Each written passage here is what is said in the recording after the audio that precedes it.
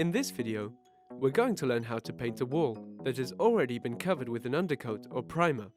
Refer to our video, Prepare a Wall for Painting or Works. Here, we have selected a satin paint in the color China Blue. To make a room feel larger, the ideal is to use a white ceiling with lighter colors, which keep the room feeling bright and spacious. By contrast, darker colors give the effect of making a room feel smaller. When we paint a room in two colors, it's recommended to paint the darkest color on the wall where the window is situated. The opposite wall is where the incoming light will be reflected. So if this wall is painted in a lighter color, its lightness will be even more pronounced.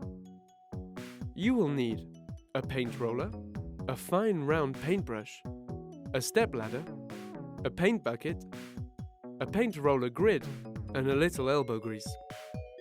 You will also need a cloth to wipe away any excess paint. Make sure you properly protect anything you do not wish to paint with masking tape. Use smaller strips of paint to get straighter lines. If you have a wall-mounted radiator, remove it and store it safely elsewhere during painting. For electrical sockets and switches, cover them entirely with masking tape. Mix the paint thoroughly with a metal or wooden stick. This will give you a more uniform color and texture. For larger quantities of paint, use a paint mixer. Start painting at the corners and edges of your surface using the round paintbrush. Paint carefully. Wipe away any excess paint on your brush onto the side of the tin of paint. Finish by painting around switches and sockets, still using the brush. Once all the edges and corners have been painted, transfer your paint to the paint bucket and you can begin painting with your roller.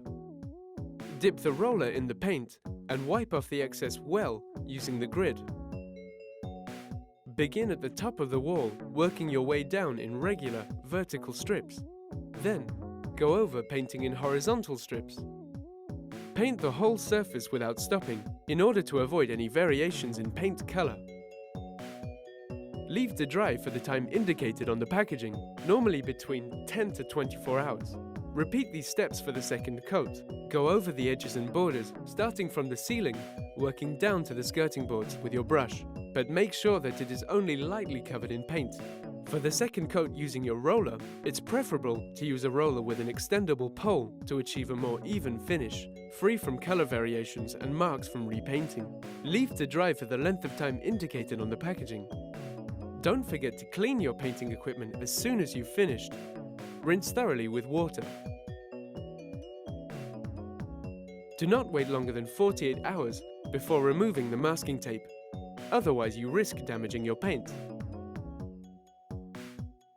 Your painting works are now finished, and you can put your room back together.